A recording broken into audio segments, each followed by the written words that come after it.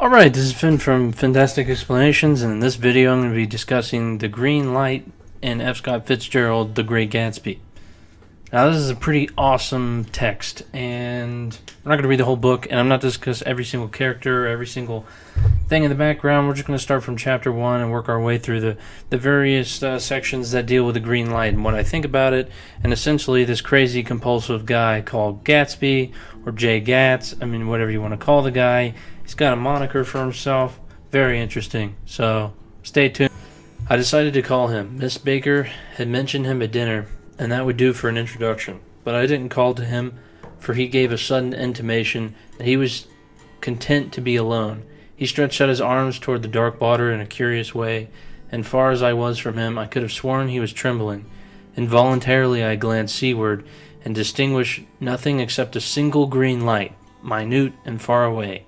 That might have been the end of a dock. When I looked once more for Gatsby, he had vanished, and I was alone again in the unquiet darkness. So, this is a pretty interesting quote. This is sort of a prelude to what's going to happen throughout the novel. This is just the first part. I don't think he's formally met Gatsby at this point. It's very interesting, so stay tuned. There'll be more, starting with chapter 4. So as it turns out, the quote is from chapter 5, not chapter 4. And it goes, "If it wasn't for the mist, we could see your home across the bay," said Gatsby. "You always had a green light that burns all night at the end of your dock." Daisy put her arm through his abruptly, but he seemed absorbed in what he had just said. Possibly it had occurred to him that the colossal significance of that light had now vanished forever.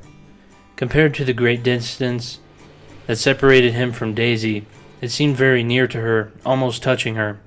It had seemed as close as a star to the moon. Now it was again a green light on a dock. His count of enchanted objects had diminished by one. So this quote is pretty much the crux of the argument here. There's this whole star and moon analogy. I believe this is very emblematic of Gatsby's entire position. He's essentially trying to bring the moon to him. He can't move the stars and the moon. He can't reverse time. He can't change the immutable laws of nature, although he's doing everything he can.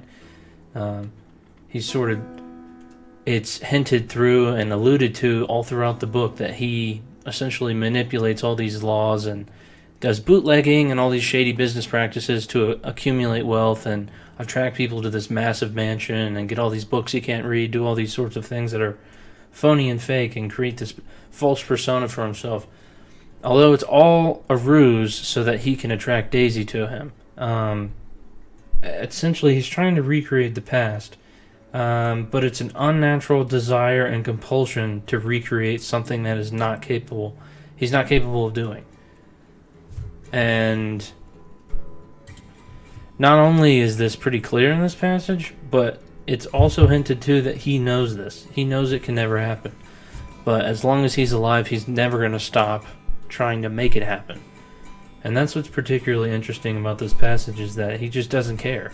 He doesn't care that his life will be ruined by it. He's fine destroying his entire life on the search for something that can never be, which is pretty amazing and really strange. But we'll continue.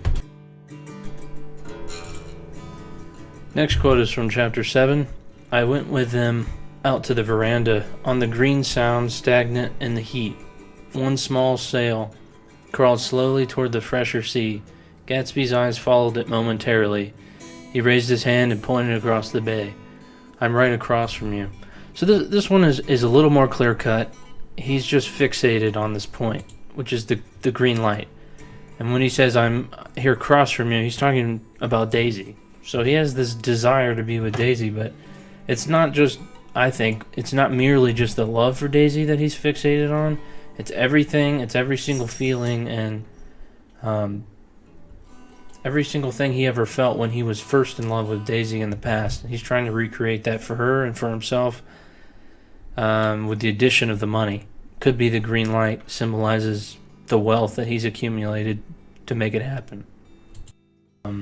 He wants more than his fair share. He's got everything, by all accounts, but he just wants Daisy. He would, I think, trade anything in the world for Daisy and to recreate the past. But that's the one thing he can't get, so that's not the American dream, and I don't think he just wants that. He's already achieved the American dream. He wants this one woman. And this last part, the boats against the current, that's pretty clearly Gatsby's going against the current, which is life, which is nature. You can't go in the past. You can't recreate what's already passed. But Gatsby doesn't give a shit. He just keeps on trying. This part with tomorrow we will run faster, stretch our arms out farther, that part is like Gatsby's delusion. He's got this compulsion to try and do something he can't. He can never do. And this is why F. Scott Fitzgerald, to me, seems to be just this incredible writer, because he has this hyperhuman, hyper-realistic sense in writing about people, and that they really struggle with desires. In a sense, I mean, just for myself, purely literary symbols are rarely expressed this clearly. I mean, a lot of people have a lot of trouble thinking about the past or wanting to recreate something they can never do.